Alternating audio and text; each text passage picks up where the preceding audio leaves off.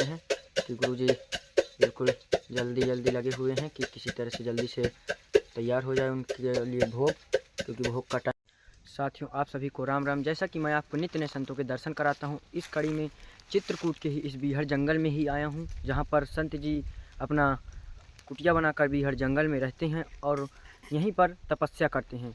और आप मेरे पीछे नज़ारा देखकर अंदाज़ा लगा सकते हैं कि किस तरह का यह घना जंगल है, और घने जंगल में ही संत अपना निवास बनाकर रहते हैं। और यहाँ पर सबसे बड़ी बात यह है कि यहाँ पर एक बरगद का पेड़ है, जिसकी शाखाएं ऊपर से आकर नीचे फिर से जुड़ गई हैं। तो ऐसे जगह दिव्य संत की आज हम दर्शन कराएंगे, उनका सत्संग लेंगे। और आज एकादशी भी है, तो आज संत अपना मतलब वो रखते हैं फलाहार, और आज उनका व्रत भी रहता है। तो फलाहार के लिए क्या बना रहे हैं अंदर वो भी दिखाएंगे। ये लग गया छौंका और अब बनेगी ठाकुर जी के लिए भोग, और इस तरह से बना रहे हैं गुरु जी अपना भोग। तो गुरु जी एकादशी बस के लिए ऐसा चलता है फलाहार? नहीं, हाँ एकादशी वो तो हमेशा तो रोटी पाता हूँ। अच्छा, केवल एकादशी।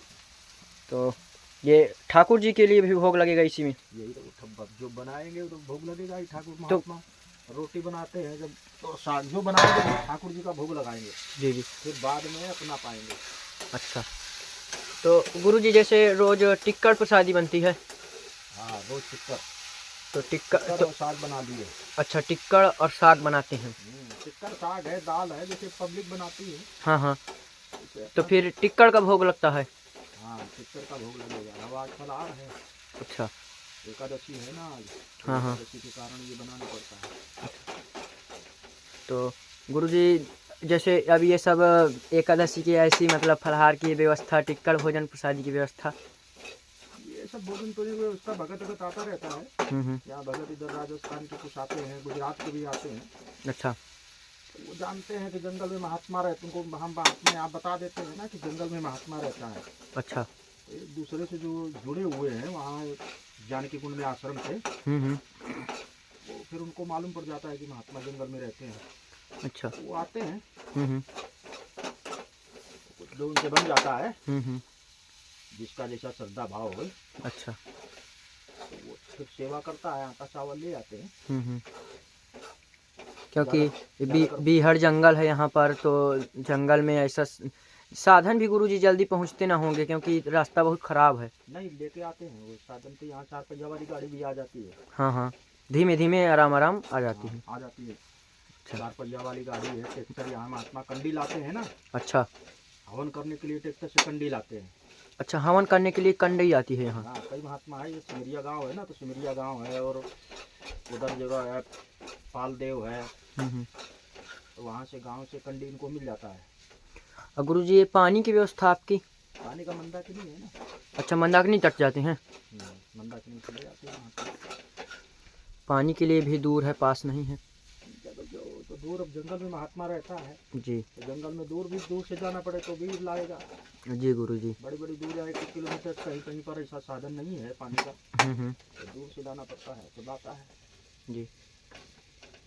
तो गुरुजी इस तरह से आपका जीवन यहीं व्यतीत हो रहा है? कितने साल से ये कुटिया बनाए हुए हैं आप? कुटिया है ये 4-5 साल से। 4-5 साल से? अच्छा, तो इस तरह से देख सकते हैं कि गुरुजी बिल्कुल जल्दी लगे हुए हैं कि किसी तरह से जल्दी से तैयार हो जाए उनके लिए भोग, क्योंकि भोग का टाइम भी हो गया है। तो गुरुजी कितने बजे भोग लगाते हैं? टाइम नहीं है कोई कितने इतने बजे भोग लगे, कभी देर भी हो जाता है। अच्छा, जंगल है। जी जी, कभी जल्दी भी 11 बजे लगा दिए, कभी 1 बजे बज जाए। अच्छा, तो जब तक भोग नहीं लगता तब तक आप भी भोजन प्रसादी नहीं पाते? नहीं, महात्माओं का नियम होता है ना ऐसा। अच्छा, जो भी चीज बनाएंगे चाहे भले 9 बजे बना लें, भगवान को पहले वो दिखा देते हैं, भोग लगा देते हैं, भगवान के सामने रख देंगे। अच्छा, पहले भगवान को भोग लगेगा, इसके बाद स्वयं अपना पाएंगे प्रसाद। तो अदृश्य रूप में है ना भगवान, तो अदृश्य रूप में वो पाता है ठाकुर जी। अच्छा, भगवान को ठाकुर जी बोलता है। तो गुरुजी टिक्कड़ ये धुना में बनती है? धुना में हाँ टिक्कर है, धुना बनेगा। हाँ, संतों का मतलब टिक्कड़ जो रहेगी वो जल्दी मतलब वो गैस वैस नहीं यूज करते हैं जल्दी जंगल है ना, जंगल में गैस यूज करते हैं पर बहुत कम। बहुत कम। ऐसा कभी जल्दी बनाना है जैसे तो बना लेते हैं, चाय फाय बनाएंगे और सब धुने पर जो है बनाएंगे। तो गुरुजी काफी संघर्षमय जीवन भी यहाँ जीवन होता संतों ही है साधु का, संघर्ष वाला जीवन। जी। तो गुरुजी ऐसा मतलब संत जीवन में ही क्यों आप उस तरह ग्रस्त में रहते? हाँ? ग्रस्त में रह के मतलब तो यार लिखा होता है, कौन मरना चाहता है कोई कि हमारी मौत होए।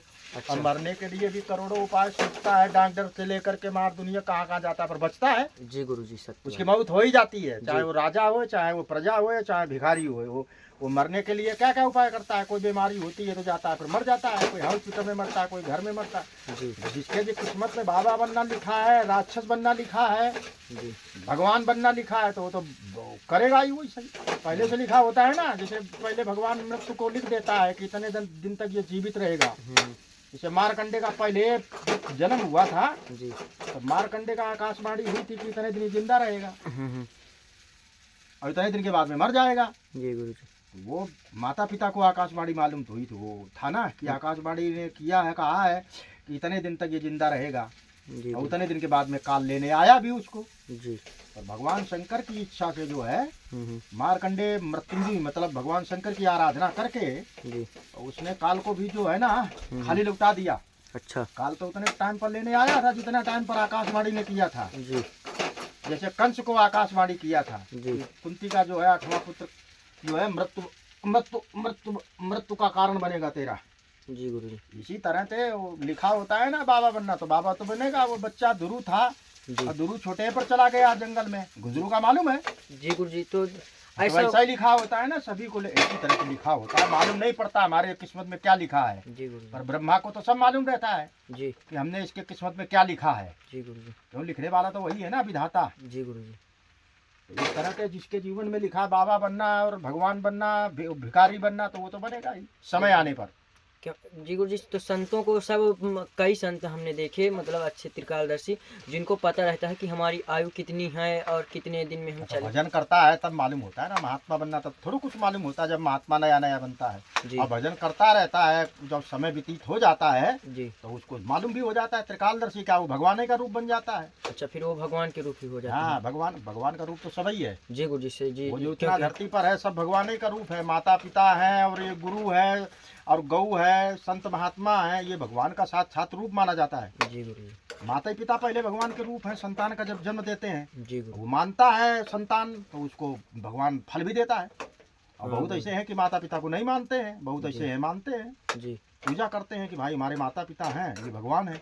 बहुत वो नहीं मानते हैं जी। इसी तरह से महात्मा है जब बनता है, साधना करता है तो वो भगवान का रूप बन जाता है जी। तो गुरुजी यहाँ डर नहीं लगता है इस कुटिया में? अरे डर तो लगता है यार, पर क्या कर रहे, जानवर तो के बीच में रह नहीं पड़ता। जंगल में साधु रहता है तो जंगल में शेर चीता तो रहता ही है जी गुरु। शेर चीता कोई गांव में थोड़ा रहता है जी गुरुजी, वो तो जंगल में ही वो तो जंगल उसका घर बनाया भगवान ने कि तुम जंगल में रहो। अच्छा, बाबा बन जाते हैं, महात्मा जब बनते हैं तो महात्मा बनने पर बहुत जंगल में रहते हैं, बहुत गाँव में भी तो महात्मा होते हैं ना जी। गाँव में भी महात्मा होते हैं, शहर में भी मंदिर होता है जी। पर उनको जंगल में अच्छा लगता है तो जंगल में जाते हैं, वो शेरों और जानवरों के बीच में रहते हैं, कष्ट उठाते हैं, अपना भगवान का भजन करते हैं जी। मतलब जंगल में वातावरण शांत रहता है ना। अच्छा, तो शांत वातावरण में जो है ना उनको अनुकूल लगता है। अच्छा, तो इसलिए जंगल का एरिया ढूंढते हैं जल्दी से। तो पहले से महात्मा अत्रि मुनि नहीं है, ये अत्रि अनसुईया आश्रम। अनसुईया देखो, अनसुईया इतनी बड़ी पत्नी हो गई है जी कि वो ब्रह्मा और विष्णु आए थे उसकी परीक्षा लेने के लिए जी, तो उसको उनको भी बच्चा बना दिया जी। तो अनसुईया का पति जो है अत्रि मुनि थे जी। तो पहले कहने का मतलब पहले से ये महात्मा लोग जंगल में रहने के लिए आया है। तो पहले से जंगल में रहता आया है महात्मा। हाँ, आदिकाल से जितने भी संत हुए तो सब जंगल में ही, जल्दी कोई उस तरह शहर में नहीं रहा। हाँ, वो जंगल में जाते हैं तो जंगल इनको अनुकूल लगता है, अपना वहीं साधना करते रहते हैं जी। तो ये गुरुजी का भोग तैयार हो रहा है और भोग तैयार होने के बाद ही हम सत्संग भी थोड़ा से करेंगे गुरुजी के साथ। और गुरुजी ये कुटिया भी बांस की आपकी बनी हुई है, पन्नी ऊपर से लगी हुई है। वैसे भी जंगलों में यार ऐसे ही महात्मा पेड़ के नीचे कोई बैठा है भजन कर रहा है, कोई गुफा में कर रहा है, ऐसे महात्मा का जिसका जहाँ अनुकूल लगता है ना जी अपना उसी तरह से भजन करता है। जी। तो गुरुजी ये पन्नी हर साल डलाना पड़ता है? और क्या, पन्नी हर साल बंदर फाड़ देता है ना। तो इस साल की व्यवस्था?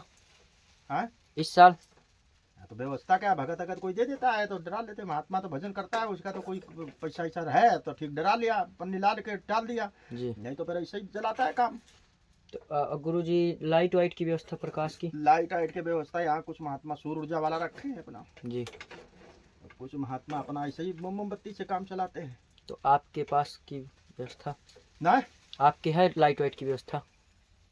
लाइट है ना। अच्छा छोटा मोटा रख लेते हैं महात्मा तो अपना काम चलाते रहते हैं। जी। तो आप लोग देख सकते हैं किस तरह गुरुजी की ये कुटिया है, बांस की बनी हुई है, और यहीं पर अपना भजन करते हैं, भजन साधना चलती है, और यहीं पर इस तरह से रहते हैं। बाहर से हम आपको कुटिया दिखाएंगे।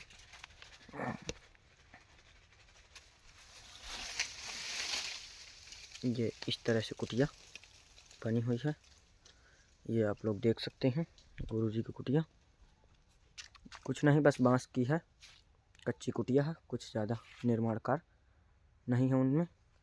तो इस तरह से संत अपना जीवन व्यतीत करते हैं, ऐसा ही उनका संघर्षमय जीवन रहता है। जंगल के बीचों बीच कुटिया बनाकर तपस्या करते हैं। ये इस तरह से आप लोग देख सकते हैं। ये यहाँ पर ऐसे बरगद का पेड़ है, बहुत पुराना है, जिसकी शाखाएं ऊपर से आकर के फिर से जड़ बन गई हैं नीचे आके। ये इस तरह जीवन है।